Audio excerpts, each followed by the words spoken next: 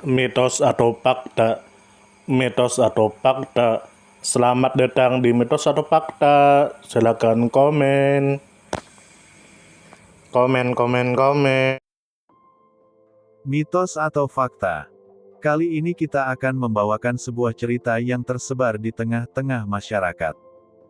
Yang mana silahkan Anda semua tebak apakah itu hanya mitos atau fakta yang pernah terjadi. Tentu kita semua tahu bahwa mitos itu adalah cerita yang dipercaya sebagai hasil imajinasi dan kebenarannya tidak dapat dibuktikan. Sedangkan fakta adalah suatu peristiwa atau keadaan yang benar-benar terjadi dan dapat dibuktikan. Fakta dapat diperoleh melalui pengamatan terhadap suatu objek atau peristiwa. Sekarang masuk ke video. Syekh Muhammad Belkur Shi Al-Hasani. Tentu saja kemungkinan tidak asing di telinga kita terlebih bagi para orang-orang yang pernah mendengarnya. Lalu disebutkan menurut kabar yang beredar bahwa Syekh Muhammad Belkur Shi Al-Hasani adalah seorang ulama sufi besar dan intelektual spiritual, scholar asal Maroko. Beliau dikenal sebagai salah satu murid dan sahabat spiritual terakhir dari Syekh Muhammad Putra Al-Habib, seorang wali agung dan mursyid utama dalam tarikah Darkawiyah Syaziliyah. Lalu disebutkan menurut kabar yang beredar bahwa Syekh Muhammad Belkur Shi wafat dalam usia lebih dari 100 tahun, meninggalkan warisan spiritual yang mendalam dan penuh hikmah. Beliau dikenal sebagai penjaga warisan ruhani dari Syekh Muhammad Putra Al-Habib, yang secara pribadi menugaskan beliau untuk memelihara ilmu dan rahasia tasawuf yang tidak banyak diajarkan secara terbuka karena kedalaman dan sensitivitas isinya. Lalu disebutkan menurut kabar yang beredar bahwa Syekh Belkur Shi menerima bai'ah, sumpah setia tarikah, langsung dari Syekh Muhammad Ibn Al-Habib dan mengikuti berbagai majelis pengajaran beliau, baik secara zahir maupun batin. Beliau adalah pengikut tarikah Darkawiyah, salah satu cabang utama dari tarikah Syaziliyah, yang dikenal dengan penekanan pada zikir, kesederhanaan hidup, serta pembersihan hati. Lalu disebutkan menurut kabar yang beredar bahwa Syekh Muhammad Ibn Al-Habib pernah berkata bahwa ilmu yang dimiliki oleh Syekh Belkur Shi sangat mendalam, namun belum saatnya untuk diajarkan secara luas. Oleh karena itu, beliau menugaskan Syekh Belkur Shi untuk menjalani hidup sebagai pelayan Allah, Abdullah, tanpa kewajiban dakwah publik, melainkan sebagai tempat bagi para pencari kebenaran untuk datang, mengambil berkah, dan mendapatkan nasihat. Banyak pencari spiritual, murid dan salik, yang mendatangi beliau untuk mendapatkan panduan ruhani dan keberkahan doanya.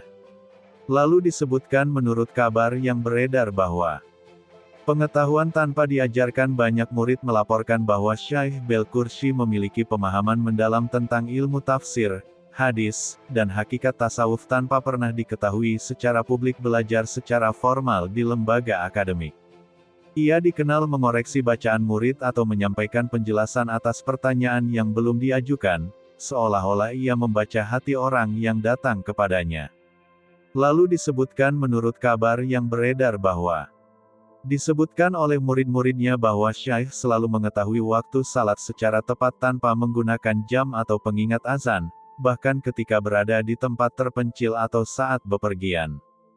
Lalu disebutkan menurut kabar yang beredar bahwa orang-orang yang mengenalnya sejak muda menyaksikan bahwa beliau tidak pernah terdengar membicarakan hal-hal duniawi secara berlebihan, selalu menjaga wudhu, dan memiliki pengaruh menenangkan yang luar biasa di sekitarnya. Lalu disebutkan menurut kabar yang beredar bahwa ada riwayat dari muridnya bahwa pada suatu hari ketika acara zikir hendak dilaksanakan di luar ruangan, langit sangat mendung dan diperkirakan akan hujan deras. Namun, setelah Syekh mengangkat tangan dan berdoa dalam bahasa Arab yang pelan, awan terbelah dan langit menjadi cerah sepanjang acara berlangsung, lalu hujan baru turun setelahnya. Lalu disebutkan menurut kabar yang beredar bahwa sebagian murid mengaku melihat beliau di dua tempat berbeda pada waktu yang sama, satu di majelis zikir dan satu lagi di tempat seorang murid yang sedang sakit keras.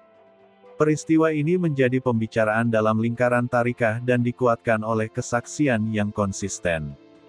Lalu disebutkan menurut kabar yang beredar bahwa beberapa hari sebelum wafat, beliau dikabarkan berpesan kepada murid dekatnya bahwa waktu kepulangannya sudah dekat dan agar mereka mempersiapkan segala sesuatu untuk zikir dan pengajian. Pada hari wafatnya, wajah beliau tetap bercahaya dan tersenyum, seakan-akan hanya pindah alam, bukan wafat dalam pengertian biasa.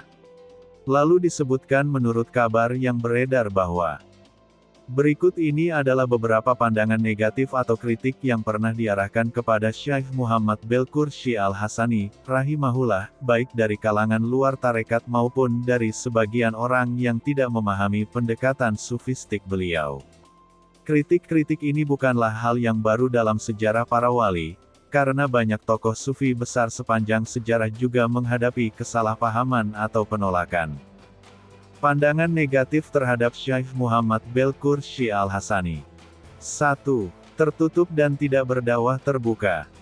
Sebagian orang mengkritik beliau karena dianggap terlalu menyembunyikan ilmunya dan tidak melakukan dakwah terbuka sebagaimana ulama pada umumnya. Bagi sebagian pengamat luar, hal ini dianggap sebagai sikap eksklusif atau bahkan pasif terhadap umat. 2. Kurang dikenal di kalangan umum. Karena beliau tidak menonjolkan diri di media atau forum publik, banyak kalangan akademisi atau umat awam yang menganggap beliau bukan tokoh besar, karena tidak terlihat dalam arus utama keulamaan. Bahkan ada yang menyebutnya ulama pinggiran, karena tidak tampil dalam arus keilmuan formal. 3. Dituduh mengajarkan ilmu elit spiritual, batin, yang tidak terbuka. Beberapa orang menuduh bahwa beliau terlalu fokus pada ajaran batin dan menyampaikan ilmu yang tidak bisa diverifikasi secara intelektual atau rasional. Ajaran tentang rahasia, sir, makam-makam ruhani, dan hakikat kadang dituding sebagai ajaran yang bisa menyesatkan bila tidak dijelaskan secara gamblang. 4. Dituduh menghindar dari tanggung jawab sosial. Karena beliau hidup dalam keadaan sederhana dan tidak ikut aktif dalam urusan sosial politik, sebagian menganggap beliau tidak cukup berkontribusi dalam isu-isu umat yang lebih luas. 5. Dituduh mistikus, bukan ilmuwan.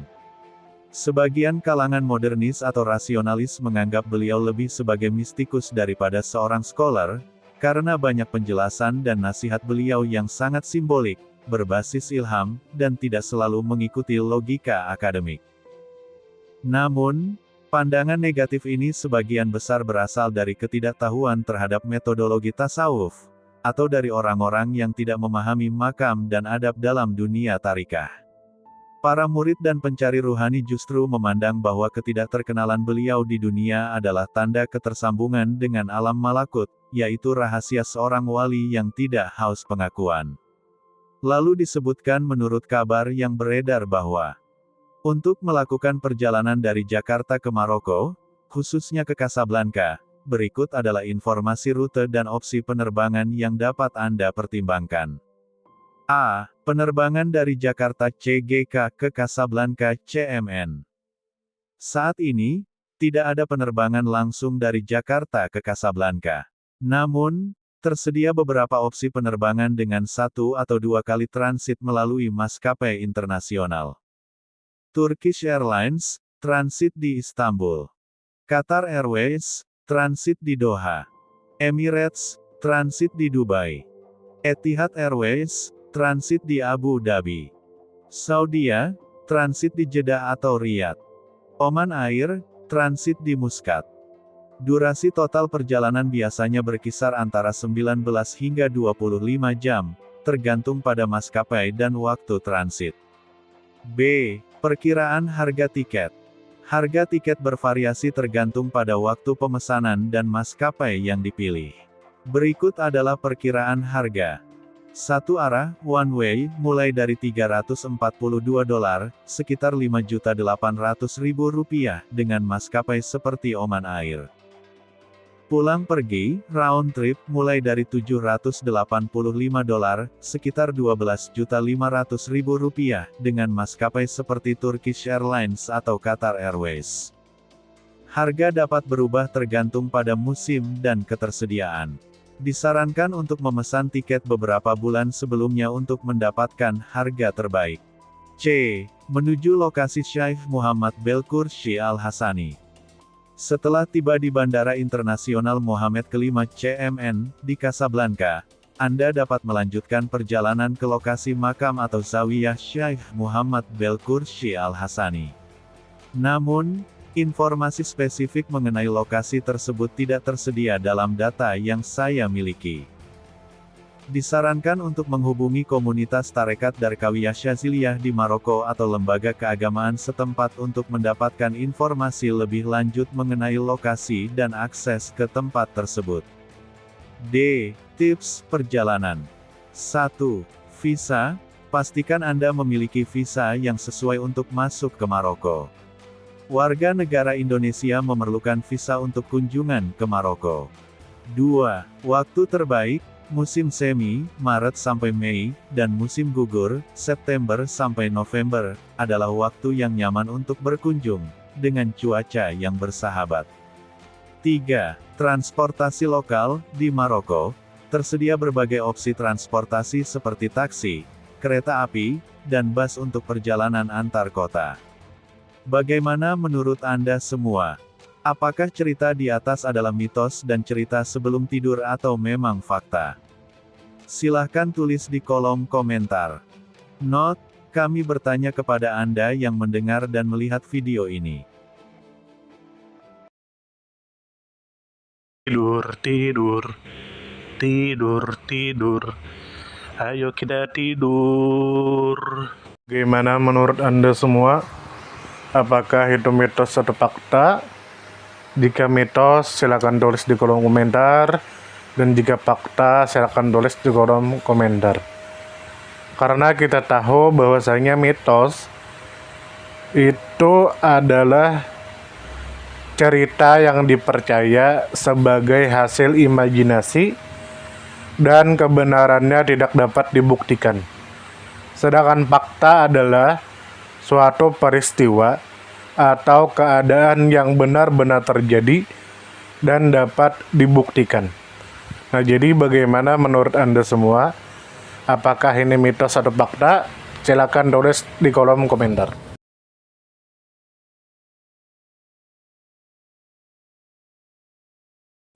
Mitos atau fakta? Mitos atau fakta? Selamat datang di Mitos atau Fakta. Silakan komen. Komen.